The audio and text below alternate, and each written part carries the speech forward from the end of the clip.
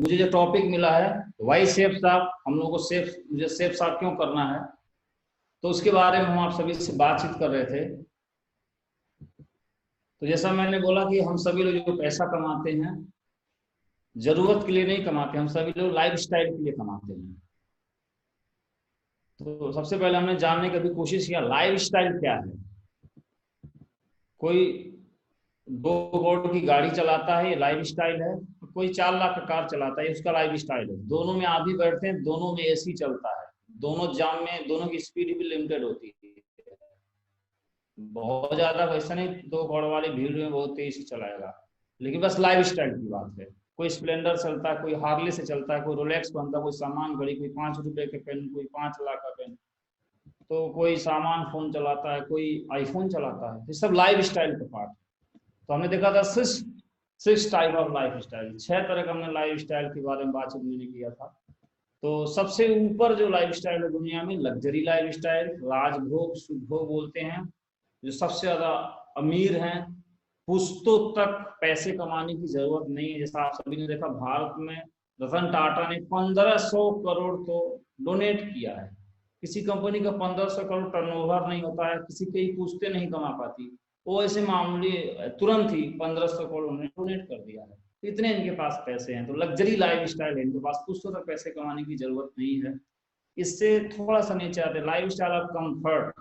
जो top celebrities हैं या ये सांकेतिक चित्र है, इसी संबंधित और भी सेक्टर में बहुत ऊंचाइयों पर हैं, तो उनको भी हम ले सकते हैं। विराट कोहली वगैरह भी हैं, वो भी लाइफ कंफर्ट में आते हैं।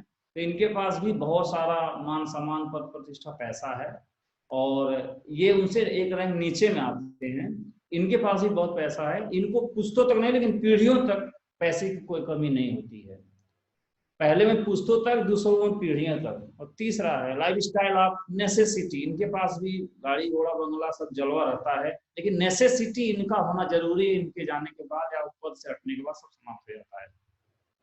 Life style of where existence, जो हाईली एजुकेटेड माना जाता है इंडिया में, दुनिया में हर जगह ये अपर मिडिल क्लास है, तो इनके पास भी मान सम्मान जलवा सब कुछ है। और ये भी जब तक अस्तित्व में है तब तक इनके पास है, और अपर मिडिल क्लास में लोग आते हैं।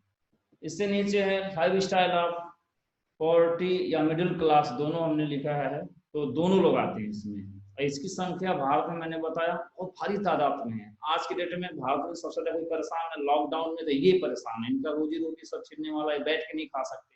तो इनकी तादाद भारत में बहुत ज्यादा है, करोड़ों में होलसेल में पाए जाते हैं। और मैं भी इसी का हिस्सा था, मैंने आप सभी को बताया। और इससे भी एक नीचे लाइफ स्टाइल है, जो लाइफ स्टाइल ऑफ चैरिटी, जो दान या भिक्षा जीते हैं या कोई कुछ है नहीं। तो ये हमने 6 तरह का लाइफ स्टाइल देखा। इसमें हम अपने आप को कहाँ पाते हैं, हम देख सकते हैं। तो मैंने अपने आप को देखा, ईश्वर को धन्यवाद दे के मैं लाइफ स्टाइल ऑफ चैरिटी से एक रैंक ऊपर था, उससे ऊपर तो कोई सवाल ही नहीं था। तो ये हमारा पोजिशनिंग है, हमारी लाइफ स्टाइल जीवन शैली है हमारा, पहले और आज भी देख सकते हैं। अब देखते हैं ऐसा क्यों है, इतनी असमानता क्यों है। तो इकोनॉमिक्स और फाइनेंस की मैंने बात किया था कि हम सभी लोग अखबार पढ़ते हैं, और अखबार कितने प्रकार का होता है, बहुत सारे अखबार हैं। पॉलिटिकल टाइम नाम का कोई, पॉलिटिक्स बहुत मायने रखता है दुनिया में, लेकिन उसके नाम से कोई अखबार नहीं आता कि सिर्फ पॉलिटिक्स हो उसमें। अखबार में पॉलिटिक्स होता है, स्पोर्ट भी बहुत मायने रखता है दुनिया में, लेकिन इसके नाम से कोई अलग अखबार नहीं आता। लेकिन इकोनॉमिक्स इतना मायने रखता है कि इसके नाम से इकोनॉमिक्स टाइम बहुत सारे अखबार आते हैं। इकोनॉमिक्स हमारे लिए, देश के लिए, दुनिया के लिए बहुत मायने रखता है। किसी देश की चर्चा होती है तो इकोनॉमिक्स पे ही चर्चा होती है। हम जापान की बात करते हैं, जापान कल्चर की बात नहीं करते, हम इकोनॉमिक्स की बात करते हैं। लोग भारत में अगर देखते हैं दूर से, तो भारत को क्या देखते हैं, कितना विकास किया, कहां तक पहुंचा, जीडीपी ग्रोथ क्या है। जैसा आज के डेट में भारत का अर्थव्यवस्था क्या है, जीडीपी 2% पे आ गई है। तो इकोनॉमिक्स देखा जाता है। अमेरिका का भी इकोनॉमिक्स बहुत डाउन है, 7 साल में इतने लोगों उन्होंने रोजगार दिया, अगले 1 हफ्ते में उन लोगों का रोजगार छिन गया है। तो इकोनॉमिक्स बहुत मायने रखता है देश विदेश दुनिया के लिए। आप जानते हैं कि सभी बड़ी कंपनी या देश भी आर्थिक सलाहकार रखते हैं, और बड़ी बड़ी कंपनियां भी पैसे को मैनेज करने के लिए बड़े बड़े एक्सपर्ट आर्थिक सलाहकार रखते हैं।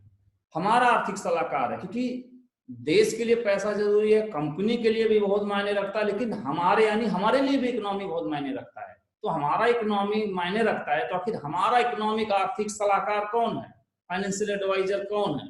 सामान्यतः तो हमारे फाइनेंशियल एडवाइजर या तो माँ होती है या तो बाप होती है, बाप होते हैं, पत्नी होते हैं, दोस्त होते हैं, या कोई इंश्योरेंस एजेंट आ जाता है, बोलता मैं फाइनेंशियल एडवाइजर हूँ, तो आपको एडवाइस करने आते हैं। जैसे मेरे पास कई बार फोन करते हैं, सर मैं आपको फाइनेंशियल एडवाइजर हूँ, मैं आपको बताना चाहता हूँ, भाई आपकी सैलरी कितनी है? बोलता 30,000। हम कहें जब तुम 1.5 करोड़ कमाना साल का, तब तुम उसे फाइनेंशियल एडवाइजर करने मेरे पास आना। अभी तुम 30,000 पाते हो, इतना मुझे तुम क्या कैसे बताओगे? तुम इतना पैसे का मैनेजमेंट करते, जब तुम खुद ही बहुत बड़ा बैंकर ना होते, बैंक हो जाते।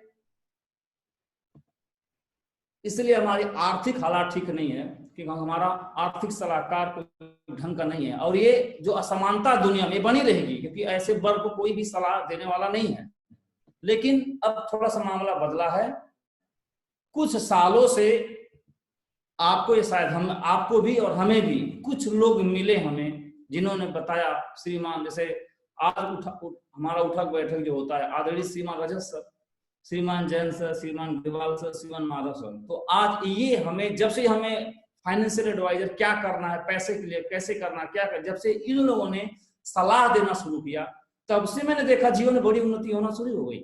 आज भी मेरे बाबा बोलते हैं तुम बहुत पैसा कमाते हो, तो इतना पैसा 2-3 बस ले लो, बस चलवाओ। मैंने कहा आप मेरे बाबा हैं, इमोशन अलग चीज है, रिश्ता अलग चीज है, बाबा होना अलग चीज है, लेकिन पैसे के बारे में एक्सपर्ट होना ये अलग चीज है। तो मैं ये बात नहीं मान सकता उनकी। तो हमारे लिए अर्थव्यवस्था मायने रखती है। ये कारण है कि वो जो कैटेगरी लाइफ स्टाइल, ये भी एक कारण है हमारा पीछे होने का। अब हम आगे और देखते हैं कुछ। हम सभी अगर मान लीजिए जो पैसा अगर इकोनॉमिक कंडीशन अच्छा भी करना चाहें, तो हमारे पास मात्र 2 ऑप्शन है। ऑप्शन बहुत हैं, लेकिन हम प्रैक्टिकल बात करेंगे। एक तो हम सबसे ज्यादा कोशिश करते हैं नौकरी के लिए, सरकारी या प्राइवेट, सरकारी की ज्यादा, फिर उसके बाद प्राइवेट की, उसके बाद भी छोटा बिजनेस। हम बड़ा बिजनेस कर नहीं पाते, तो हम थोड़ा सा इसके बारे में जानेंगे। अगर हम जॉब करते हैं तो क्या हो सकता है? आप सभी को पता है जॉब का फॉर्मूला है qualification QT equal to I, qualification multiply by time equal to income. हमारी जो आमदनी है वो हमारी क्वालिफिकेशन को टाइम में देने के हिसाब से होती है, यानी क्वालिफिकेशन जितना टाइम हम देंगे उस हिसाब से हमारी मनी होती है। लेकिन बिजनेसमैन का फॉर्मूला उल्टा होता है, हम समय को देके पैसा कमाते हैं, मगर बिजनेसमैन मनी देके समय कमाता है। दोनों में अनमोल कौन सा है? समय। हम समय गंवा देते हैं तो और सस्ते में बेचते हैं, और बिजनेस में मनी देके टाइम खरीदता है, ये बहुत बड़ा अंतर है। तो इसलिए हम कभी भी, क्वालिफिकेशन भी हमारा सीमा है, समय की भी सीमा, हमारे आमदनी सीमित होती है। नौकरी की यही हाल है, मैं उसकी बुराई नहीं कर रहा हूँ, लेकिन ये उसका तथ्य है, तथ्य को इनकार नहीं किया जा सकता। उसके बाद फिर हम करेंगे बिजनेस। तो बिजनेस कौन सा हम लोग करेंगे? स्मॉल बिजनेस क्या करेंगे हम लोग? जैसे मैंने कहा, मैं अपनी बात करूं, मैं कौन सा बिजनेस कर रहा? छोटा सा तो कोई दुकान खोलता, ऐसे कोई दुकान खोलता, ट्रेडिशनल दुकान खोलता, ट्रेडिशनल दुकान। ये हम छोटा बिजनेस के सांकेतिक है, इससे रिलेटेड और भी कोई जो भी दुकान हम लोग खोलते हैं छोटा ही खोलते हैं, सांकेतिक है ये। तो या ऐसे रेस्टोरेंट खोलते हैं हम लोग, तो स्मॉल बिजनेस हम लोग खोजेंगे। तो ट्रेडिशनल बिजनेस है, जबकि आप सभी को पता है बदलते हुआ जो समय है, खरीदने का और बेचने का तरीकों में बदलाव हुआ है। तो ट्रेडिशनल मार्केटिंग शिफ्ट हुआ है फ्रेंचाइजी में। तो पुराने ट्रेडिशनल मार्केट का धंधा जो है, ट्रेडिशनल मार्केट का धंधा फ्रेंचाइजी ने खा गया है, और फ्रेंचाइजी भी शिफ्ट हो गया है बड़े बड़े मॉल में। तो ट्रेडिशनल और फ्रेंचाइजी पूरी तरह इसमें शिफ्ट हो गया है। तो हम अगर ट्रेडिशनल बिजनेस करेंगे तो चलेगा कहाँ? तो हमको माल ने खा गया, और माल महंगे भी हैं, छोटे भी हैं, सस्ते भी आते हैं, प्रोडक्ट्स लोगों के लिए भी मिलते हैं। तो ये सबका खा गया ट्रेडिशनल बिजनेस। और इसका भी एक बाप आ गया जो बदलता हुआ समय, वो ऑनलाइन मार्केटिंग सबको खा गया। तो ये जो खरीदने और बेचने के तरीके में एक समय के साथ एक बदलाव है, तो ऑनलाइन मार्केटिंग सबको खा गया। जैसे अमेजॉन है, फ्लिपकार्ट है, बहुत सारे हैं वेबसाइट है, तो इनने मालों को बंद करा दिया। मैं आगरा में गया था, खोजा सब माल किधर है, तो बोले सब माल का इधर सब बंद पड़े। क्यों? क्योंकि उस पर असर है, असर नहीं चल पाया, हर जगह माल सुने पड़ रहे हैं धीरे धीरे। तो ये जो हम बिजनेस करेंगे, नौकरी को मैंने पहले बताया, अगर हम बिजनेस करेंगे तो हमारा ये हाल हो। तो यही हमारा बिजनेस है, और हम सभी लोग ऑनलाइन मार्केटिंग कर नहीं पाएंगे, और माल खोलने के हमारे पास पैसा है नहीं, और फ्रेंचाइज लेने का हमारे पैसा है नहीं, क्योंकि हम लोग किस प्रोफाइल में आते हैं पहले हम सभी को पता है। हम लोग जब भी करेंगे बिजनेस, तो ये ट्रेडिशनल बिजनेस करेंगे, और ये ऑलरेडी बंद हो चुका है। इसको जो भी कोई खोलेगा 100% लिखवा ले, वो बंद ही होना है, आज नहीं कल बंद ही होना, क्योंकि इसका जमाना ही नहीं है, चलेगा नहीं। इसको ये खा गया और इसको ये खा गया। तो इस तरह से हमारे पास जो इकोनॉमिक कंडीशन है वो बिल्कुल धुंधला नजर आता है कि बिजनेस करें नौकरी, दोनों से हम कभी अमीर नहीं बन सकते। तो जो सक्सेस लाइफ स्टाइल है उसमें हम अपने आप को देख सकते हैं कि हमारी पोजीशनिंग कहाँ पे होने वाली है। इसलिए पीढ़ियों से हम तरक्की नहीं कर पा रहे हैं। अब आगे हम देखेंगे आखिर पोटेंशियल कहाँ है। ये तो हमने अपने आप को भी देखा, अब देखेंगे पोटेंशियल कहाँ है। पोटेंशियल पे भी बात करते हैं कि इसका इलाज क्या है, पोटेंशियल क्या है। तो पोटेंशियल आप देखेंगे, भारत का पॉपुलेशन कितना है, कितना है आप देखिए, लेटेस्ट है 139 करोड़ 19,39,460, सीधा सीधा 140 करोड़ है इस समय लगभग, हम देख सकते हैं। लेटेस्ट डाटा बिल्कुल मैंने गूगल से मारा है, 19-20 हो सकता है। तो हम समझने के लिए 140 करोड़ लेते हैं इस समय भारत का पॉपुलेशन है। हम ट्रेडिशनल दुकान खोलते हैं, गली में सीमित लोग होते हैं तो बहुत ज्यादा नहीं चलता। कोई भी आदमी बड़ा बिजनेसमैन GoIBO के निशाने पे 140 करोड़ है, फेसबुक के निशाने पे 140 करोड़ हैं, और जूम मीटिंग के निशाने पर भी 140 करोड़ है, और चाइनीज कंपनियों मोबाइल कंपनियों के निशाने पे 140 करोड़ है, और किसी पॉलिटिकल के निशाने पे 140 करोड़ है, और अमेजॉन के निशाने पे 140 करोड़ है। दुनिया का हर एक बड़ा उद्यमी के निशाने पे 140 करोड़ है। जो यहाँ पे लेके आएगा वो पैसे वाला बनेगा। ये है भारत का पोटेंशियल। यहाँ जो बिजनेस करेगा, वहां गली में नहीं जहां खोलते हैं, ऑफिस में नहीं, यहाँ पे कुछ कर सके तो हम पैसे वाले बन सकते हैं। अब हम देखते हैं कि 140 करोड़ में कैसी पोटेंशियल है, वो अपने बिजनेस से भी हम रिलेट करेंगे। पर्सनल केयर पे हम बात करेंगे। पर्सनल केयर, कोई भी आदमी सुबह उठता है, ब्रश करता है, फेस वॉश करता है,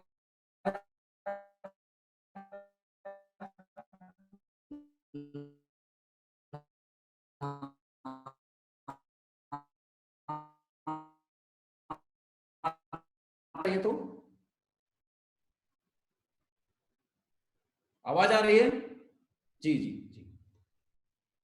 तो पर्सनल केयर, तो हर आदमी जो है इन प्रोडक्ट को इस्तेमाल करता है।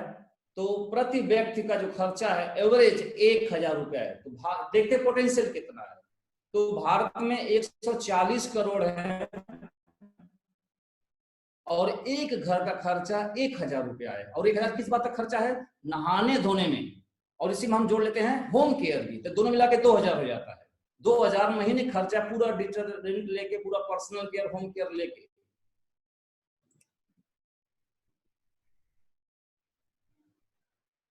स्लाइड दिख रहा सर? 2,000 रुपए महीने का खर्चा है। तो भारत में 140 करोड़ हैं और एक घर का खर्चा होम केयर पर्सनल केयर मिला के 2,000 हुआ।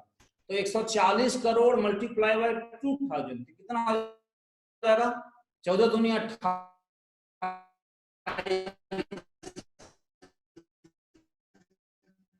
अगर 1,40,000 सिर्फ हम नहाने धोने में भारतीय निकाल देते हैं, ये पोटेंशियल है। उसके बाद नहाने धोने के बाद, क्रीम वगैरह लगाने के बाद, अब आदमी किचन केयर पे आएगा, तो खाएगा, उसके सारे बर्तन होंगे, तो उसमें जो घर के खर्चा 3 से 5,000 रुपए एवरेज रखते हैं। तो किचन का खर्चा आप देख लीजिए। तो प्रति व्यक्ति 40 करोड़ का पोटेंशियल देखिए किचन से कितना हो सकता है। 140 करोड़ मल्टीप्लाई बाई 5, मैं यहाँ पे बुरा नहीं कर सकता, कितना हो सकता है, कितना 1,000 करोड़ रुपया पोटेंशियल है। उसके बाद फिर आता है वेलनेस। हमारा जो खाना है वो पौष्टिक नहीं है। आज के डेट में हर आदमी बीमार है। कैसे? जब आप 2 तरह की दवाइयां मिलती है, वेलनेस और एक है हेल्थ केयर। वेलनेस क्या है? वेलनेस की जो प्रोडक्ट्स हैं बताया जाता है इसको खाएंगे तो बीमार नहीं होंगे। और हेल्थ केयर क्या है कि बीमार हो जाएंगे तब आपका इलाज होगा। यानी आज के डेट में हर आदमी बीमार है। यानी बीमार नहीं तो भी कहा जा रहा है इसको खाओगे तो बीमार नहीं पड़ोगे। तो एक दवाई पहले खा रहा है और बीमार होगा तो दवाई खा ही रहा है। तो हर आदमी तो दवाई खा रहा है। स्वस्थ है तो इसलिए खा रहे हैं ताकि स्वस्थ बने रहे, तो भी दवाई खा रहे हैं, और बीमार जाएंगे तो एलोपैथ पे जाएंगे। तो ये दोनों इंडस्ट्री है। तो वेलनेस इंडस्ट्री बहुत बड़ा पोटेंशियल है हर घर, इसमें हर व्यक्ति के लिए $1 ट्रिलियन का ये इंडस्ट्री है। तो हर घर की जरूरत है, तो कितना पैसा हो सकता है? हर घर अगर आदमी खाए, कैल्शियम खाए, जो भी प्रोडक्ट्स है उसको खाए, तो 2-3 हजार रुपए खर्चा महीने का है, तो 140 करोड़ के हिसाब से बोले तो कितना पोटेंशियल है, बहुत ज्यादा पोटेंशियल है हेल्थ केयर। उसके बाद फिर मानसिक शांति। आदमी अभी ने जो जितना भी देखा, पहले त्वचा की सफाई किया, फिर त्वचा को चमकाया, फिर उसके बाद वो खाना खाया, पेट पूजा का, अभी तो दिमाग के लिए कुछ नहीं किया, मानसिक शांति के लिए। और मानसिक शांति में अध्यात्म से बढ़िया तो कोई उपाय है नहीं। तो जब आप सभी को पता ग्रंथ अपने पास हैं और ग्रंथ बढ़ते जा रहे हैं, तो एक पोटेंशियल है। 140 करोड़ घरों में अगर एक ग्रंथ पहुंचेंगे तो निश्चित तौर पर शांति होगी। तो कितना बड़ा पोटेंशियल है। उसके बाद फिर अभी हमने त्वचा साफ किया, नहाया धोया, खाना खाया, मानसिक शांति मिली। अब थोड़ा लाइफ स्टाइल भी देखेंगे, तो लाइफ स्टाइल पे कितना खर्चा कर रहा आदमी। जींस पहनता है, टी शर्ट पहनता है, सूट पहनता है, न जाने क्या क्या पहनता है, तो 5-7 हजार खर्चा इसका है। तो ये देखिए, तो एक बहुत लंबा पोटेंशियल है, बहुत बड़ा पोटेंशियल है। मैंने सुबह से लेकर शाम तक का पूरा पोटेंशियल है, कितना हजार रुपया, कितना हजार करोड़ रुपया है जो यहाँ पे मार्केट में है, ये मैंने दिखाया। अब हम देखते हैं इस लाइफ स्टाइल पे कुछ ही कंपनियां, इस सूट की बात करें हम लोग पास अगर देखेंगे, शेफ साहब से पहले तो 2 ही कंपनी 3 कंपनी की मजबूरी में लेना पड़ता था, तो कितना पैसा कमा रहे हैं भारत से, हजारों करोड़ रुपया ये सिर्फ सूट बेच के यहाँ से भारत से ले जा रहे हैं, फैशन में, फैशन से। उसके बाद अब हम जो FMCG की मैंने बात किया, तो जो प्रोडक्ट कंज्यूमिंग प्रोडक्ट की मैंने हेल्थ केयर और पर्सनल केयर की बात किया, तो उसमें कितना पोटेंशियल है। कुछ कंपनियां ऐसे PG है, हिंदुस्तान यूनिलीवर है, हजारों करोड़ रुपया इस देश से उठा के इन लोग ले गई, हजारों करोड़ रुपया। और ये बात जो मैं आपको इकोनॉमी समझा रहा हूं, 140 करोड़ में पोटेंशियल क्या है, ये इकोनॉमी 2 लोगों को समझ में आ गया था, तो बाबा रामदेव और इनको समझ में आ गया। एकेडमिक एजुकेशन ज्यादा है नहीं इनके पास, आपको समझ में आया तो अच्छी बात है, आना ही चाहिए। 140 करोड़ पोटेंशियल का है, इन्होंने FMCG प्रोडक्ट का निर्माण कर दिया और इन लोगों ने लोगों को बताना शुरू किया। तो जैसा आप सभी को पता है, इन कंपनियों ने ब्रांड के नाम पे, ब्रांडेड लोगों से ब्रांड के नाम पे लोगों को कस्टमर बनाया, और बाबा रामदेव ने देशभक्ति के नाम पे लोगों को कस्टमर बनाया। तो हजारों करोड़ रुपया विदेशी कंपनियां ले आई थी, बात बाबा को समझ में, बाबा दोनों ने लंगोट टाइट किया और मिशन उठाया। दोनों पढ़े लिखे नहीं, MBA नहीं है, लेकिन एक मिशन उठाया और निकल पड़े दोनों, और एक ही बात बोलना शुरू किया, जागो ग्राहक जागो, जागो ग्राहक जागो, स्वदेशी अपनाओ विदेशी भगाओ, स्वदेशी अपनाओ विदेशी भगाओ। जब ऐसा नारा दिया जाएगा 140 करोड़ को, तो कुछ करोड़ तो इन्हें फॉलो करने वाले हैं, और कुछ लोग इन्हें आज अरबपति बना दिए। कुछ लोग 140 करोड़ में कुछ लोग तो मानेंगे इनको अरबपति बना दिए। हालांकि विदेशी कंपनियों ने ब्रांड के नाम पे कस्टमर बनाया, और बाबा रामदेव ने देश के नाम पे कस्टमर बनाया। लेकिन एक लीगल कंपनी, एक बहुत विशाल कंपनी आज से 20 साल पहले शुरू हुई थी, जो हर सेक्टर में काम करती है, जिन सेक्टर पे ये सारी कंपनियां काम करती हैं। 20 साल से कंपनी काम करती है, और उसमें health care, personal care, life style, मानसिक शांति सब शामिल है इसमें। इकलौती एक ऐसी कंपनी आई जो सभी कंपनियों ने कहा ब्रांड अपनाओ, सभी कंपनियों ने कस्टमर बनाया ब्रांड के नाम पे, कोई देश के नाम पे। लेकिन अपनी शेफ साहब के, अपने महान डायरेक्टर ने, दुनिया की महान कंपनी ने आह्वान किया, किसी को कस्टमर नहीं बनाया। और ये कंपनी और SSS के एजुकेशन ने मिल के एक अवेयरनेस फैलाया कि स्वदेश विदेशी भगाओ, स्वदेशी अपनाओ विदेशी भगाओ, कस्टमर ना बनो, डायमंड बनो, क्राउन एम्बेसडर बनो, महान लीडर बनो। ये घूम घूम आप सभी ने अवेयरनेस फैलाया और फैलाया जा रहा है 20 सालों से। और आप सभी को पता है कि भारतीय लोग इतने लालची होते हैं, पहले सभी के पास सिम कार्ड हुआ करता था, लेकिन जियो ने एक फ्री डेटा दिया कि फ्री है, तो फ्री के चक्कर में हम 2 सिम रख लिए।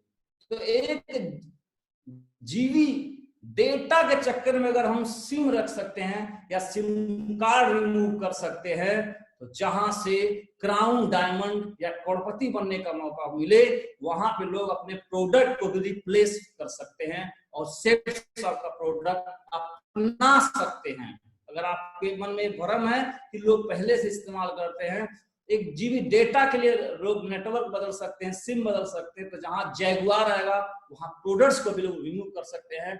जरूरत बस है अवेयरनेस फैलाने की, और यही और उन सभी कंपनियों के जो ब्रांड एम्बेसडर हैं वो बड़े बड़े सेलिब्रिटीज हैं, लेकिन सेफ साहब के ब्रांड एम्बेसडर कौन है?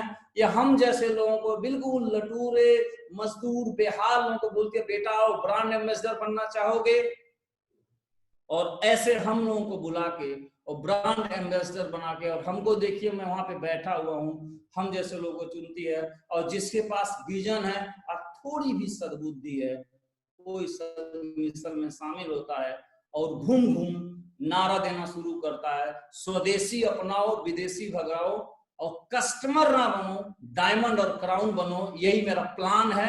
और इसी प्लान को घूम घूम मैंने आज से 11 साल पहले जाना था और घूम घूम मैंने बताना शुरू किया, इस पोजीशन से मैंने बताना शुरू किया, और धीरे धीरे आप देखिए मेरी प्रोफाइल क्या है, बिल्कुल निम्न बैकग्राउंड से मैं था और ये मैंने बताना शुरू किया घूम घूम, और मैं पर्ल बना, सिल्वर बना, गोल्ड बना। हालांकि जब मैं बताया स्वदेशी अपनाओ विदेशी भगाओ, अपना भगाओ और कस्टमर ना बनो डायमंड बनो, तो बहुत लोग विरोध करेंगे, रिजेक्शन करेंगे, कुछ फर्क नहीं पड़ता। 140 करोड़ में कुछ परसेंट भी आ गए तो अपना काम बन जाएगा, और कुछ परसेंट हमारे साथ आए तो मैं पर्ल बना, फिर धीरे धीरे सीनियर का आशीर्वाद बना, और धीरे धीरे मैं डायमंड भी बना, और टॉप 5 अर्नर में भी आया। जितने भी सेफ साहब ने आज तक कंपनसेशन प्लान लॉन्च किया उसमें सबसे पहले हमेशा मैंने इनकम लिया, लेवल बढ़ाया और यहां तक पहुंचाया, सिर्फ इसी बात को मान के। मैंने किया क्या है, इसी मिशन को आगे बढ़ा रहा हूं, और यहां तक इतने महान हस्ती, दुनिया की महान हस्ती से आशीर्वाद लेने यहां तक पहुंचाया। और इनकम की बात करें, अभी जो पिछला प्लान लॉन्च हुआ उसकी इनकम आप देख सकते हैं कि मैंने क्या किया है, स्वदेशी अपनाओ विदेशी भगाओ, कस्टमर ना बनो रूबी और डायमंड बनूं, ये घूम घूम बताया, और सिर्फ बताने का नतीजा है नया प्लान जो अभी एक पे आउट चल रहा था, ये मेरा पे आउट रहा है। और फिर मैंने मेरी हालात क्या थी आप सभी ने देखा, इसी से हमने एक ब्रांडेड बाइक लिया, फिर हम आज फॉर्च्यूनर चलाते हैं। और आप सभी कुछ लोगों को पता भी होगा कि अगर लॉकडाउन नहीं आया होता तो ये गाड़ी अब तक रॉयल डीमर्स टीम में आ गई होती है, और ये सेफ साहब की सबसे महंगी गाड़ी है रेंज रोवर, जो अभी तक किसी पास नहीं है। ये श्रीमान रजत सर से परमिशन लिया गया था, तब तक लॉकडाउन आ गया, नहीं तब तक आ चुकी होती। तो देखिए ये सेफ साहब ने कहां से कहां बदल दिया। गम मेरे साथ साथ बहुत दूर तक चले गए, बहुत दूर तक चले गए, मुझ में थका न पाए, बेचारे खुद थक गए और इस पोजीशन तक लाके पहुंचा दिया। देख सकते हैं बहुत बड़ा अंतर पैदा हुआ है, और आज दुनिया की सबसे बेहतरीन टीम मिली है,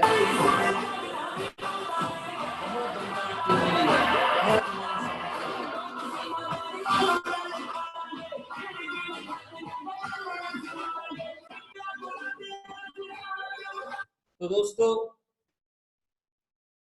कस्टमर बनाने वालों को सम्मान कभी नहीं मिल सकता, लेकिन आप अगर लोगों को रूबी बनाएंगे, डायमंड बनाएंगे, उनके ड्रीम पूरा करेंगे, ये रास्ता बहुत नेक है, बहुत सच्चा है, बहुत महान है।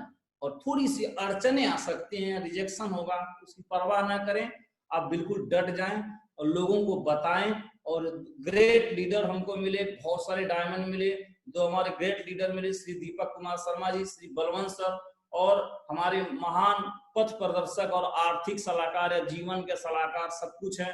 बहुत दमदार टीम और अपलाइन मिली, पूरा तरह जीवन बदल गया।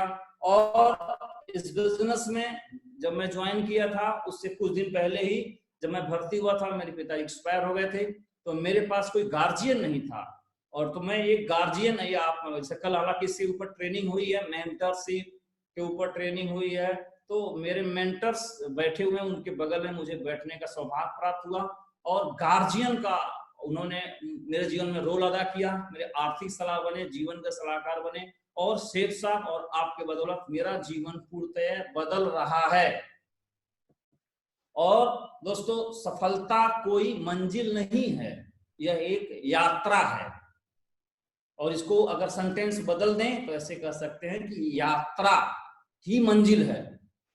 मंजिल माने कोई अंतिम बिंदु नहीं, अंतिम बिंदु क्या है?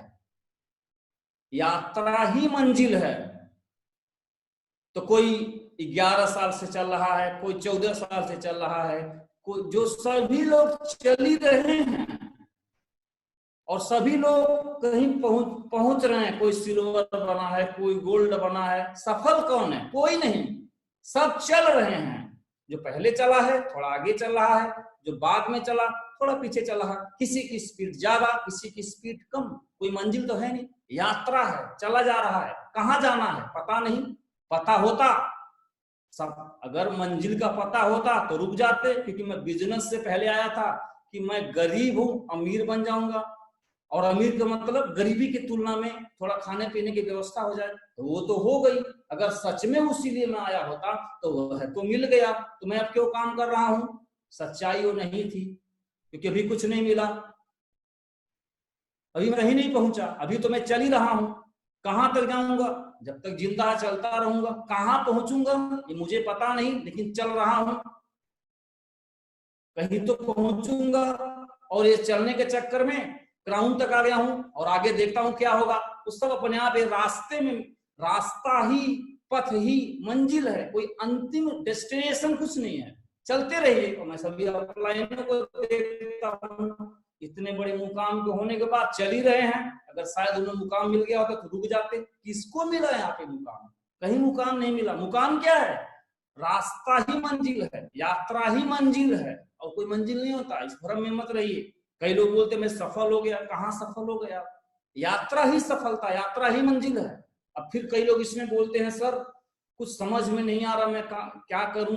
इसका किसी काम थोड़ा कम चलता है, किसी काम थोड़ा ज्यादा चलता है, थोड़ा निगेटिविटी आती है, तो कहते हैं सर कुछ समझ में नहीं आ रहा है, क्या करूं? अरे क्या करेंगे आप?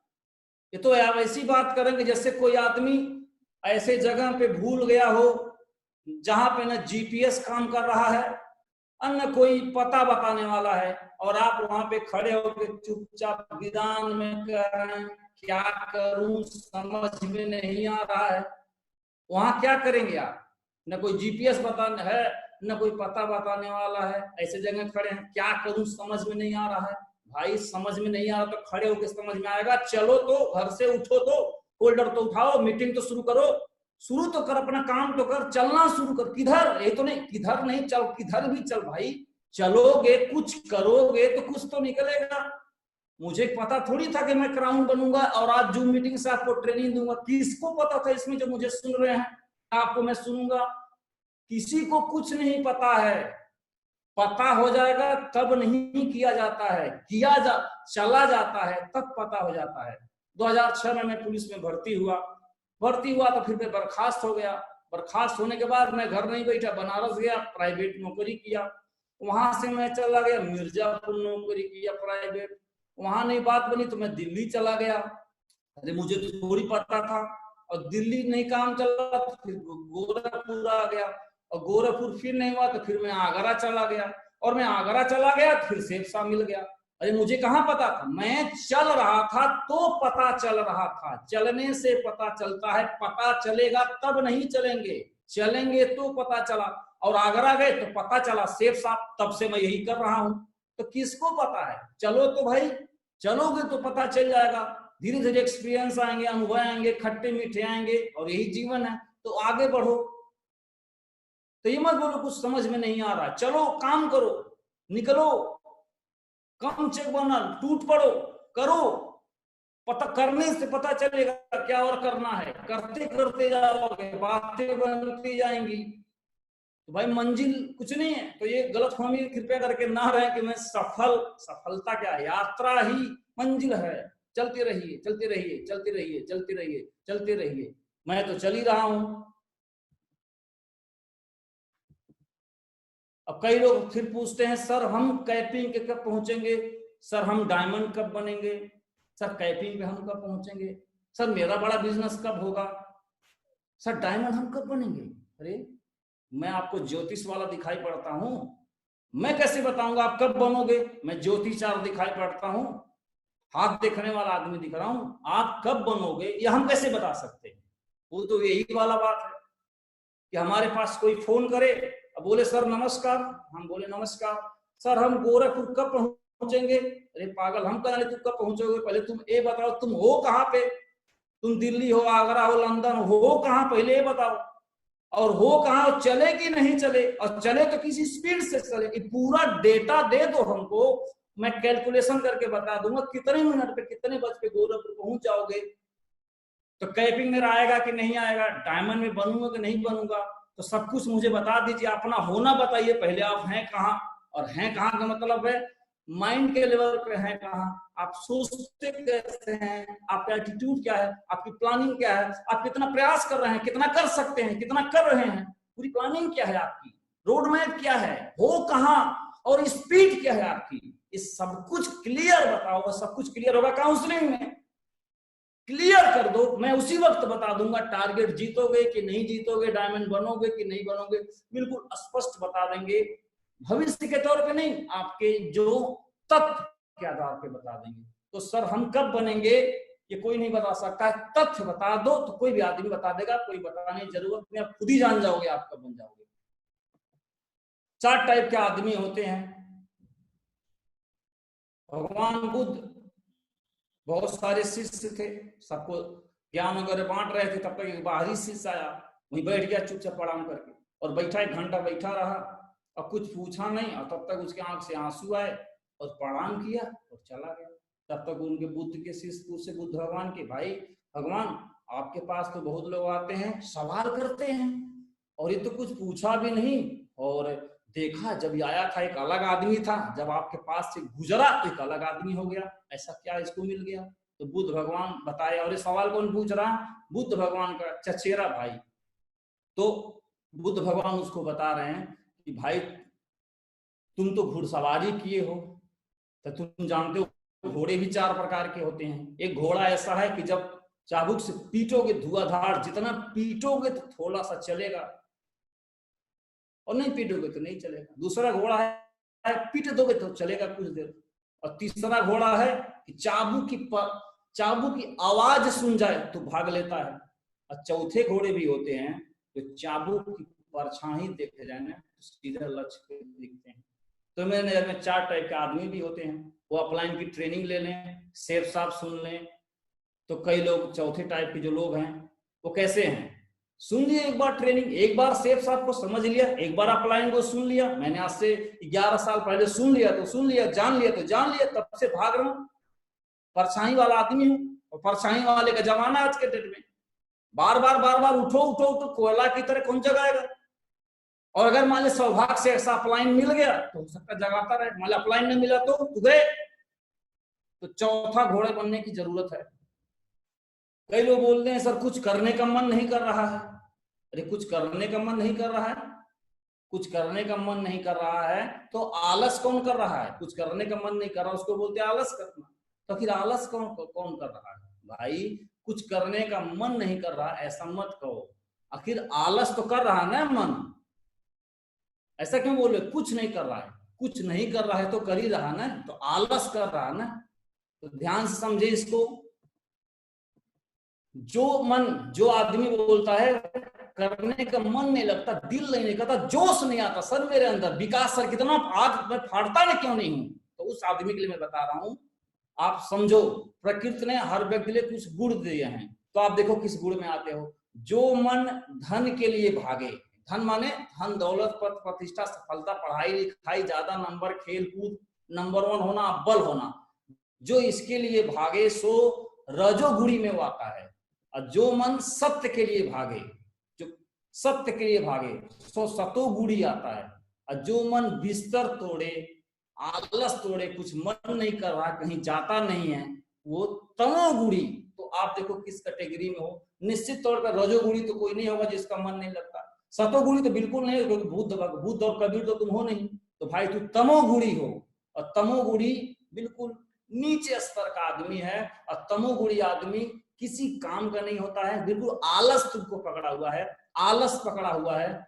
और चुपचाप एक टी शर्ट छपाओ, टी शर्ट पे रॉयल डीमस टीम या सेफ साफ मत लिखाओ, बल्कि टी शर्ट पे साफ साफ लिखो मैं सबसे बड़ा लटूरा हूं, ये लिखवा के ईमानदार लटूरा बनो और अपने माता पिता को दिखाओ भाई कि देखो, साफ साफ देखो, जान लो मेरे से कोई उम्मीद न करें, अपलाइन को बता दो मेरे से ज्यादा उम्मीद न करें, गलतफहमी में है, मैं तमस का शिकार हूं, मैं कुछ कर नहीं पाऊँ, ये ईमानदारी पूर्वक स्वीकार कर दो, कम से कम लोगों का भ्रम तो टूट जाएगा।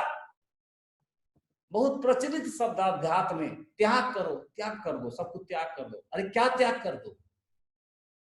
त्याग शब्द बहुत प्रचलित अध्यात्म में। तो कोई भिखारी से कहे कि धन छोड़ो, तो भिखारी बिल्कुल हक्का बक्का रह जाएगा, अरे ये तो फटाक अच्छा है, वही छोड़ दें, है क्या हमारे पास? कुछ है नहीं छोड़ने के लिए। तो अध्यात्म में जो प्रचलित शब्द त्याग, क्या त्याग भाई? अगर तमस है, आलस है, तो आलस को त्यागो, गरीबी है तो गरीबी को त्यागो, रिलेशन ठीक नहीं है, अपना कैरेक्टर ठीक है तो उसको त्यागो, त्यागो, जो भी जहां फंसे हैं, उलझे हैं, उसको त्यागना, यही परम लक्ष्य है हमारा, यही परम लक्ष्य है। जैसे मेरे घर में गरीबी था तो मेरा लक्ष्य क्या है? गरीबी हटाना, यही मेरा लक्ष्य है, इसी को त्यागना है। काम नहीं कर पाता इसी को मैं त्यागूंगा। तो त्याग माने ये है, इसको त्याग दीजिए, जो आपको रोके बाधा बने उसको त्यागिए, आगे बढ़िए, यही है प्रचलित शब्द, यही है। और मुझे पता है सभी के अंदर पावर है, जो आदमी जिंदगी से लड़ नहीं पाता वो भागने की शक्ति पा लेता है।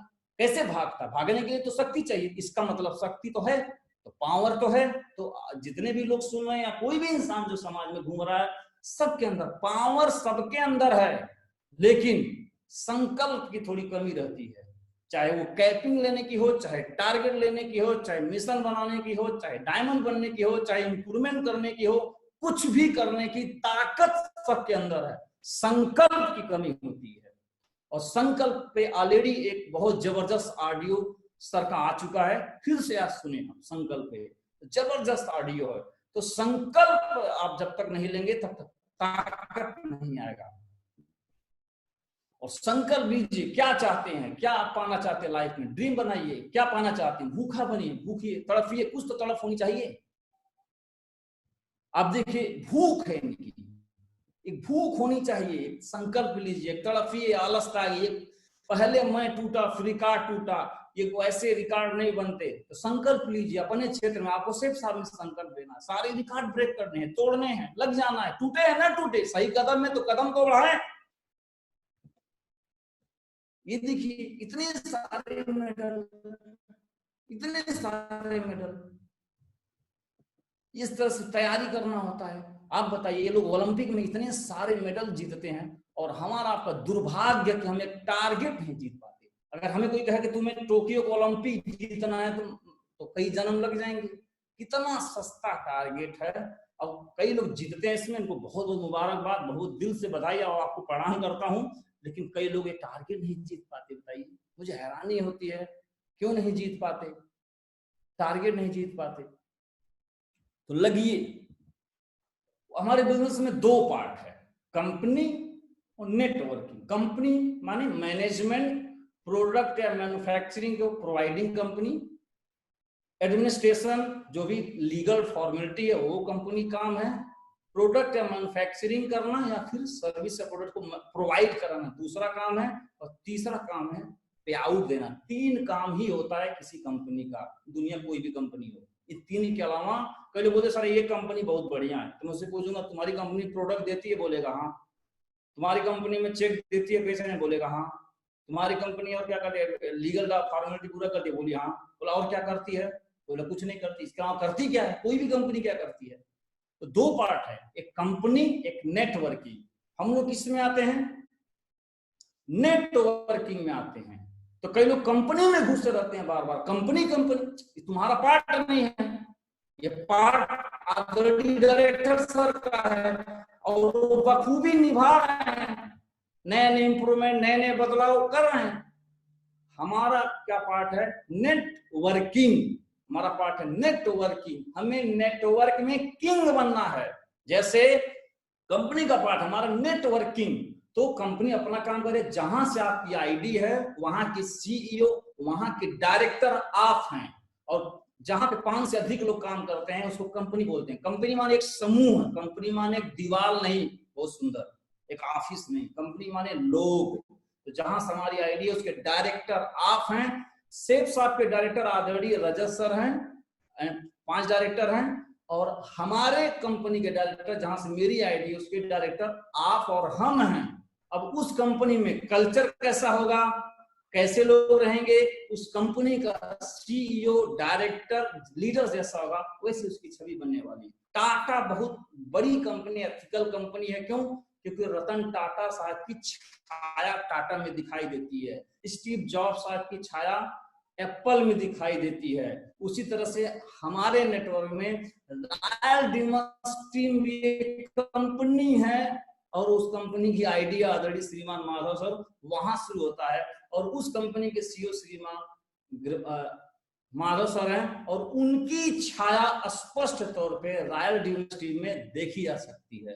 तो वैसे हमारी जहां से आइडिया वो एक कंपनी है, उसके नेटवर्किंग, उसकी किंग बनना है, अपनी टीम के प्रॉब्लम सॉल्विंग वाला लीडर बनना है। मैं प्रॉब्लम पे बात करने वाला लीडर हूँ, मैं प्रॉब्लम सॉल्विंग वाला लीडर हूँ। मेरा रिलेशन कैसा है, मैं काम कैसा करता हूँ, मैं अपनी टीम को दूरदृष्टि दिखाता हूँ कि नहीं, उनको मैं एजुकेट करता हूँ कि नहीं, कैसे, क्या कल्चर, क्या माहौल, क्या वैल्यू आप देना चाहेंगे, वहां से आपकी टीम बनेगी। और अपना टीम बनाने पे ध्यान दें, इस पे ध्यान न दें कि कोलगेट और सेफ साहब का पेस्ट कहाँ बनता है, कौन सा सामान लगता है। जैसे आप देखिए ये है बुक माई शो, नेटवर्किंग है, फिल्म बनाना अमिताभ बच्चन ने काम है और डायरेक्टर का काम है। तो बुक माई शो ये नहीं बोलता कि तुम अब अक्षय कुमार को क्यों नहीं लिए, इमरान हाशमी क्यों नहीं लिया। अरे उससे क्या लेना है, जो भी फिल्म आएगा, भाग मिल्खा भाग आएगा तो हम बेचेंगे, 3 इडियट्स आएगा तो हमारा काम है बेचने में, प्लेटफॉर्म है, मैं लोगों को ट्रैफिक दूंगा, मेरा काम है प्लेटफॉर्म देना। तो बुक माई शो कोई भी फिल्म लाओ बेच देता है, बिग बाजार कोई सामान डालो बेच देता है, कोई भी सामान लाओ को बेच देगा। तो हमें बनना है बिग बाजार, एक ग्रेट संगठन, बड़ा संगठन बनाना है, एक बड़ा ट्रैफिक क्रिएट करना है। सेफ साहब में कोई बदलाव आएगा, कोई प्रोडक्ट आएगा धुआंधार बिक जाएगा। आप देखिए श्रीमान नरसिंहवाल साहब इतना जबरदस्त अपना नेटवर्क बनाया है, कोई प्लान है 7 लाख वाला का तो 7 लाख लेंगे, 24 लाख वाला, जो कोई लाख वाला ले आए, कोई प्रोडक्ट लाएंगे। तो ध्यान किस पे देना है, कंपनी नहीं, अपनी आईडी, अपने नेटवर्किंग की किंग बनना है, सेलिब्रिटीज बनना है, डायरेक्टर बनना, जो सो बनना है। तो बिग बाजार का एक बहुत बड़ा अंपायर खड़ा करना है। नहीं तो कोलगेट गांव के एक छोटे से दुकान में बिकता है, अब कोलगेट बिग बाजार में बिकता है। बिग बाजार उसी कोलगेट से करोड़ों कमाता है, और एक छोटा सा दुकान चंद रुपया कमाता है। इस सेफ साहब से कुछ लोग करोड़ों कमाते हैं, बिग बाजार बनाए हुए हैं, और कुछ लोग मुश्किल से खर्चा चला रहे हैं। तो हमें ध्यान देना किस पे, नेटवर्किंग पे ध्यान देना है, ना कि कंपनी का नेटवर्किंग, इसके किंग बनना है, इसके डायरेक्टर आप ध्यान दीजिएगा। अब कई लोग इस ट्रेनिंग के किस स्तर से ले रहे हैं वो देख लें। तो ये माइंड से आईडी है, वहां पे अपलाइन अगर हमारा मदद करे तो छुप के प्रणाम कर लें, क्योंकि कंपनी हमारी है, अगर इतना कुछ सलाह दे रहा है फ्री में तो नमस्कार करें, धन्यवाद अदा करें। और जो आपकी टीम काम कर रही है, बिना तनख्वाह के काम कर रही है, तो वो जैसे भी है उनको अप्रिशिएट करें, उनको भी धन्यवाद दें। तो अपनी टीम को एक बिजनेस माइंड सेटअप होना चाहिए कि मैं बिजनेस खड़ा कर रहा हूँ, टाइम भी लग सकता है, उतार चढ़ाव भी हो सकता है, पेशेंस भी लग सकता है, पैसा भी लग सकता है, शक्ति भी लग सकती है, कुछ सब कुछ लग सकता है। एक बड़ा संगठन, एक बड़ा एंटरप्रेन्योर बनना है आपको, ये माइंड सेट होना चाहिए एंटरप्रेन्योर का। कंप्लेनिंग एटीट्यूड, वो मेरी नहीं सुनता है, वो हमारी बात नहीं मानता, वो ऐसे कर लिया, फलाना ऐसे, क्या बात कर रहा है, ये माइंड सेटअप है। ये कहीं से दिखाई देता है डायरेक्टर का माइंड सेटअप आपका, कहीं दिखाई देता है ग्रेट लीडर का। जब ऐसा बोलो इधर उधर तो आप सोच लेना क्या श्रीमान माधव सर ऐसे बोलते होंगे, नहीं। तो माइंड सेटअप एक होना चाहिए अपने मेंटर जैसा और एक डायरेक्टर जैसा। एक माइंड सेटअप जब तक नहीं होगा तब तक हमारा बिजनेस बड़ा नहीं होगा, कि कुछ जहां से आपकी आईडी है उसके ऑनर आप हैं। और माइंड सेटअप होगा, माहौल से पढ़ाई लिखाई करेंगे, बुक्स रीड करेंगे। मैंने एक बहुत बड़े दार्शनिक को पढ़ा, जो भारत के दार्शनिक है आचार्य रजनीश। 1 लाख बुक अगर वो पढ़ सकते हैं तो हम भी 200-400-500 बुक अपने लाइफ में पढ़ सकते हैं। अगर नहीं पढ़ सकते तो कुछ नहीं कर सकते। तो बुक्स पढ़े, माइंड उससे सेट होगा। लोग कहते हैं इस बिजनेस में बहुत आराम है, मुझसे मिलते हैं खासकर लोग कहते हैं बहुत आराम है, लेकिन मैं उनसे पूछना चाहता हूं कब आराम है, कब आराम है बताइए। सेठ साहब में आराम तो है, लेकिन श्रीमान संजय जैन सर बन जाने के बाद आराम है, नहीं तो आराम वगैरह नहीं। इतना बड़ा मुकाम जब हो जाए तब आराम है। अभी हम आराम के फॉर्मेलिटी में नहीं है, अभी हम क्या है, रिक्रूटमेंट एंड ट्रेनिंग में हैं। जैसा मैं पुलिस में रहा हूं तो मैं पीएससी में तो ट्रेनिंग किया हूं, पहले 1 साल मैंने ट्रेनिंग किया, फिर मैं बर्खास्त हो गया, फिर दोबारा कोर्ट से लड़ गया, फिर 1 साल में ट्रेनिंग, तो मैं 2 साल ट्रेनिंग किया। तो रिक्रूटमेंट ट्रेनिंग, रिक्रूटमेंट में करना मना है, दर्द मना है, शिकायत मना, सब मना है, आराम हराम है। रिक्रूट में आराम हराम है, सिर्फ जो बताया जा रहा वो करना। कभी भी सोने नहीं मिलेगा, हमेशा शारीरिक पीड़ा रहेगी, भूख लगेगा, नींद आएगा, चलेगा। लेकिन रिक्रूटमेंट एंड ट्रेनिंग में इतना सेक्रीफाइस कर सकते हैं तो ग्रेट लीडर बन सकते हैं। आराम हराम अपने जीवन का आगे एक नारा लगा दिया, आराम जो करेगा कुछ नहीं करेगा। और ये मैंने सीखा अपने सभी ग्रेट लेजेंड से, उनके जीवन में आराम नहीं है और किसी भी, क्योंकि आराम हराम है, आराम हराम है। तो हम सभी लोग रिक्रूटमेंट एंड ट्रेनिंग में सफल नहीं है, प्रैक्टिस कर रहे हैं, अभी एक्सीलेंट नहीं बने हैं। अभी तो हमें बताना, हमें कोई एडिफाई करना कि ये हैं परशुराम जी, तब हमें लोग जानते हैं, या मंच पे हम जाते हैं तो अपनी टेस्टिमनी देना पड़ता। अरे भाई अभी तो हम बड़े हुए नहीं, अगर अमिताभ जी को खुद ही बताना पड़े मैं अमिताभ हूं तो अमिताभ बड़े हुए नहीं, हम लोगों को तो अभी खुद ही बताना पड़ता अपने बारे में, मैं फला हूं, या दूसरा मेरे बारे में मंच पे बताता है, तो हम अभी कुछ नहीं है, अभी रिक्रूटमेंट एंड ट्रेनिंग में है। अभी आराम करने का मौका नहीं है, अभी जम के काम करने का मौका है। खुद को सजा देना सीखिए, जीवन में सुख पाना इसे भूल जाइए, सुख वगैरह नहीं है, कुछ भी नहीं है। खुद को सजा देना सीखिए, जो अपने आप को सजा नहीं दे सकता है, जैसा भी इतना ट्रेनिंग चल रहा होगा तो शरीर में थोड़ी सी आलस आ रही होगी, शरीर बोलेगा थोड़ा लेट के सुन लो, फोन ऑफ कर दो और वीडियो ऑफ कर दो, खुद सुनाई तो दे रहा है, खुद को सजा दो भाई, थोड़ा नींद आ रही है पानी पी लो, उठ के बैठ जाओ। इतना नहीं कर सकते, तुमसे क्रांति नहीं होने वाली है भाई, इतना नहीं कर सकते, तुम क्या क्रांति करोगे, कहे को हजारों करोड़ों लोग मेंटर कैसे बन सकते हो।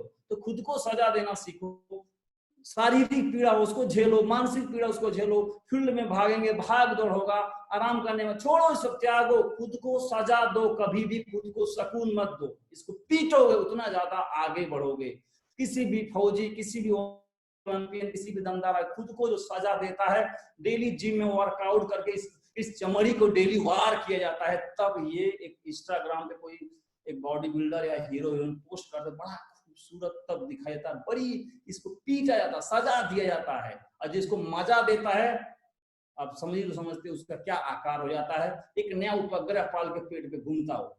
तो जीवन अपने आप को सजा दीजिए, बिजनेस में कर रहे हैं, फील्ड में घूमना है, ठंडी है, गर्मी है और पैसे नहीं है और थोड़ा सा दिक्कत आ रही, सजा देना सीखो, सब स्वीकार करो और कोई ना कोई लक्ष्य बनाओ। जिस दिन काम न हो उस दिन अपना, उस रात खाना मत खाए, कुछ भी अपने आप को सजा दे सकते हैं। और द्वंद्व से भागे नहीं, मन में बहुत सारा विचार आता है कि बहुत सारा दुविधा बना रहता, द्वंद्व दुविधा, क्या करे क्या ना करे, तो द्वंद्व से भागे नहीं, जियो द्वंद्व में, तपो जलो, और तपोगे जलोगे तभी कचरा साफ होगा और लास्ट में क्या बचेगा, सोना बचेगा। तो दुविधा उधर भागो मत, जलो, सब जो हो रहा होने दो। क्योंकि दोस्त आपको 2 लोग सिखाते हैं जिंदगी में, या तो गुरु या फिर आपकी जिंदगी। गुरु खासियत क्या है, गुरु माफ बहुत करता है, 2 ही लोग जीवन में सिखाते हैं, या तो जिंदगी सिखाएगी या गुरु। गुरु माफ बहुत करता है और जिंदगी माफ नहीं करती है, बहुत गिरा गिरा के मारती है। और जिन लोगों ने गुरुओं को नहीं माना है, गुरु तो माफ कर देता है कि चल भाई मेरी बात नहीं मानी कोई बात नहीं, लेकिन जिन्होंने नहीं माना है, जिंदगी पीट रही है, उनका बिजनेस खराब हो जाएगा, इकोनॉमिक कंडीशन खराब, तो पीटेगी, जिंदगी कभी छोड़ती नहीं, जिंदगी माफ नहीं करती। तो किसी को चुन लो, या तो गुरु चुन लो तो जिंदगी चुन लो। कुछ कोर वैल्यू है करके मैं अपनी बात को समाप्त करूंगा। ये कोर वैल्यू उनका है, दुनिया के सबसे बड़े संगठन बनाने वाले ग्रेट लीडर जिनका नाम है बिल गेट्स साहब का है, तो उनका एक कोर स्टेप है, मैं आपको बताना चाहता हूँ। 3 भाग में डिवाइड है, कैसे अपनी टीम में क्रिएट वैल्यू या टर्नओवर किया जाए, पहला पॉइंट। दूसरा बिल्ड और कैसे माइंड सेट किया जाए, और तीसरा कैसे कैरेक्टर अपना बिल्ड किया जाए, व्यक्तित्व का विकास किया जाए, तीनों के हैं। तो हम पहले बार क्रिएट वैल्यू, बिजनेसमैन है तो वैल्यू करना सीखें, सेल करना सीखें, सेल लेना सीखें, ये हमारा प्रथम गुण है। सेल नहीं आया तो कुछ भी नहीं आया, तो क्रिएट वैल्यू, तो वैल्यू क्रिएट करें, सेल जनरेट करें। कैसे? ये पहला गुण है, क्रिएट वैल्यू। नंबर 1, इसके लिए क्या कर, 3 काम करने से हमेशा बिजनेस वैल्यू बढ़ता है। नंबर 1, 100% यूजर, जब हम यूज करेंगे तो उसके बाद जब यूज करेंगे तो हमको अच्छा लगेगा, बुरा लगेगा, तो हम उसको फिर शेयर करेंगे अपने अड़ोस पड़ोस को, उस प्रोडक्ट को बेचेंगे कि आप इसको यूज करिए, बहुत अच्छा है, तभी टर्नओवर बढ़ेगा। खाली ज्वाइन से टर्नओवर नहीं बढ़ेगा, क्योंकि अभी हम एफएमसीजी में आ गए हैं। तो यूज प्रोडक्ट्स, 100% यूजर बनना है, और शेयर करो जो प्रोडक्ट, उसको शेयर करना, नहीं कुछ न कुछ 1000-2000 का सामान बेचना अपने आईडी से। और तीसरा, बिजनेस का जादू है जो दिन भर करना हमको, so the plan, so the plan, so the plan. ये 3 काम के अलावा कुछ नहीं करना पड़ता है। जब मैं सो द प्लान करूं तो उससे पहले इन्विटेशन हुआ होगा, और हुआ उससे पहले क्या, लिस्ट बनाई, पूरी सीरीज हमारे 8 स्टेप ट्रेनिंग में बताया जाता है। ये 3 काम करने से बिजनेस वैल्यू बढ़ता है। तो पहला पार्ट हो गया क्रिएट वैल्यू। दूसरा पार्ट हम चर्चा करेंगे, बिल्ड योर माइंड सेट, अपना खोपड़ी ठीक रहे, खोपड़ी में चौपड़ी न घुसे, उसके 3 काम करना है। रीड द बुक, जो मैं आपको बता चुका हूँ, लिसन द डायमंड, और आज का सौभाग्य कि हर दिन एक डायमंड को सुनने का मौका मिला, और श्रीमान सर का जो है ऑडियो सुने। लिसन, जितना ज्यादा ऑडियो सुनेंगे, खोपड़ी में घुसा रहेगा, उतना ज्यादा मन ठीक रहेगा। माइंड कभी सेट नहीं होता है। माइंड माने पानी, गिलास में डालो गिलास से जाएगा, तवे पे डालोगे तो जल जाएगा, फ्रिज में डालोगे तो बर्फ बन जाएगा, पानी पे डालोगे तो फैल जाएगा, कपड़े पे डालोगे तो फैल जाएगा। पानी माने क्या, खुद का कोई अस्तित्व, कोई औकात नहीं है उसका, जहां डालोगे उसी का रूप धारण कर लेगा। तो मन को बुक्स पढ़ोगे तो बुक्स जैसा बन जाएगा, डायमंड को सुनेंगे तो डायमंड जैसे बन जाएंगे, फंक्शन में अटेंड करेंगे तो फंक्शन जो माहौल वैसा बन जाएगा। तो मन को एक माहौल देना है अपनी टीम में, खुद को जो माहौल दे पाएगा उसका दिमाग ठीक रहेगा, और जब दिमाग ठीक रहेगा तभी तो क्रिएट वैल्यू होगा, तभी तो टारगेट जीतेंगे, तभी तो ठीक रहेंगे। तो ये build your mind set 3 point है। और अगला 3 पॉइंट करके मैं अपनी बात को खत्म करूंगा। हेल्प इन करेक्टर, जब आप करेंगे बिजनेस वैल्यू, ये 3 पॉइंट करने से बिजनेस बढ़ेगा, टीम बढ़ेगी, ग्रुप साइज बढ़ेगा, इससे आपका दिमाग बुद्धि बढ़ेगा। लेकिन टीम तो बन गई है और दिमाग बुद्धि भी आपका बढ़ गया है, लेकिन टीम रुकेगी तब जब आपके अंदर होगा अकाउंटेबिलिटी। रुकेगी आपके कैरेक्टर से, आपके व्यक्तित्व से, आपके प्रभाव से, आपके एटीट्यूड से। ये जो चीज है टीम को रोकती है। बनाना अलग है, रोकने के लिए हेल्पिंग कैरेक्टर पे काम करना होता है। अकाउंटेबिलिटी, लेन देन ठीक हो, झूठ ना बोले, ईमानदार रहें, क्योंकि ये जहां जिसके टीम में आएगा तब बन तो गई है टीम, टूट जाएगी, बन जाएंगे, घर बैठ जाएंगे, छोड़ के भाग जाएंगे। तो अकाउंटेबिलिटी पे बहुत सारा पार्ट है। पैसे का लेन देन, किसी को टाइम दिया मीटिंग में आना है तो आना है, किसी प्रकार का जो वादा किया है उसके प्रति अकाउंटेबल रहें। तो ये पार्ट हमारा कैरेक्टर बनाता है। अपनी टीम में एक अच्छी छवि, एक इन्फ्लुएंसर बनना है, एक ग्रेट प्रभाव डालना है। बहुत जैसे श्रीमान माधव सर का नाम लेते लोग कूदने लगते, क्यों? एक ग्रेट प्रभाव, क्योंकि अकाउंटेबिलिटी बहुत जबरदस्त है। टीच एबिलिटी, तो एक सीखने के भी भाव है। अगर ये सीखेंगे नहीं, गुणवत्ता नहीं लाएंगे, सीखेंगे नहीं तो आप बोल नहीं पाएंगे, तो कोई आपसे प्रभावित नहीं होगा। तो आपकी टीम तो बन गई है 10,000 की, लेकिन वो आपसे प्रभावित है क्योंकि आपको कुछ आता नहीं है। इसलिए टीच एबिलिटी, सीखने की भूख रहे, जहां मिले वहीं सीखते रहिए, सीखते रहिए, सीखते रहिए, सीखते रहिए। तो एक एबिलिटी विकसित करना है। और तीसरा कम्युनिकेशन, अपने जो नेटवर्क है या अपलाइन डाउनलाइन कम्युनिकेशन रहेगा, तो कम्युनिकेशन बना के रखना है। बातचीत करने का तौर तरीका अच्छा होना चाहिए। कई लोग उल्टा पुल्टा बोलते हैं, डांट फटकार मारते हैं, गाली, तो अच्छा होना चाहिए। आपके कम्युनिकेशन, उम्मीद होना चाहिए, जोश होना चाहिए, विजन चाहिए। और कोई भी हमारे टीम में जुड़े, कम्युनिकेशन में बातचीत होना बहुत जरूरी है। बातचीत मतलब सिर्फ फोन से नहीं, कनेक्टिविटी का मतलब कम्युनिकेशन में। ये 3 काम करने से कैरेक्टर बना हुआ, तो लोग आपके साथ बने रहेंगे। और ये करेंगे तो आपका माइंड सेट रहेगा, और ये करेंगे तो आपका बिजनेस बढ़ेगा। 3 काम करना है। और ये हमारा अंतिम स्लाइड है, लास्ट करके मैं विदा लेता हूँ, शायद टाइम ज्यादा मैंने ले लिया। जीवन और भविष्य के बारे में बताता हूँ। हम आप सभी का, जैसे हम जीवन कहते हैं, मैंने उसको डिवाइड किया हुआ है। हम सभी का पूरा जीवन जो है हम सभी लोग 25 साल तक सोने में हम लोग निकाल देते हैं, और 15 साल तक बचपन में हम लोग निकाल चुके हैं, और 10 साल पहले ही बुढ़ापा के निकाल कर रख दीजिए, जब बिस्तर पर लेट जाएंगे तो कुछ काम नहीं करेगा, सारा स्पेयर पार्ट फेल है। और 10 साल क्रियाकलाप हो। क्रियाकलाप माने आना जाना, ट्रैफिक, नहाना धोना, फालतू के काम, रात व्हाट्सएप, ये बहुत सारे टाइम क्रियाकलाप, फालतू काम, कोई नॉन प्रोडक्टिव टाइम, तो 10 साल इसमें निकाल दीजिए। तो टोटल आप जोड़ेंगे तो 25 साल सोने में, कोई जीवन, जब सो रहे थे कौन सा जीवन, सोने को जीवन थोड़ी कहेंगे। 15 साल बीत गया बचपना में, कोई समझ नहीं दी तो भी जीवन नहीं है। कोई बुढ़ापा में जो चारपाई पे लेटा उसको जीवन कहोगे आप? कुछ नहीं है। क्रियाकलाप, नहा रहे हैं, धो रहे हैं, गाना गा रहे हैं, घूम रहे हैं फालतू इधर, ये 10 साल ही निकाल दो, ये सब जीवन नहीं है। जीवन है मात्र 10 साल हर इंसान के अंदर होता है सृजनात्मक काम करने के लिए, मात्र 10 साल। यानी जिन्हें आप कहते हैं मैं 70 साल हूं अभी, तो मेरे पास 20 साल है, गलतफहमी में आप। मात्र हर व्यक्ति के जीवन में 10 साल है कुछ करने योग्य है, और 10 में भी हम 4-5 गंवा चुके हैं, 3-4-5 बचा है। जो इतिहास बनाना, जो करना सो कर लें, नहीं तो जीवन फिर समाप्त होने वाला है। अब मैं अपनी बात में विराम दूंगा, मैंने शायद टाइम ज्यादा ले लिया। आप सभी को बहुत बहुत धन्यवाद, और कुछ वाणी में इधर उधर हो गया हो तो कृपया करके उसको ऐड करें। Thank you.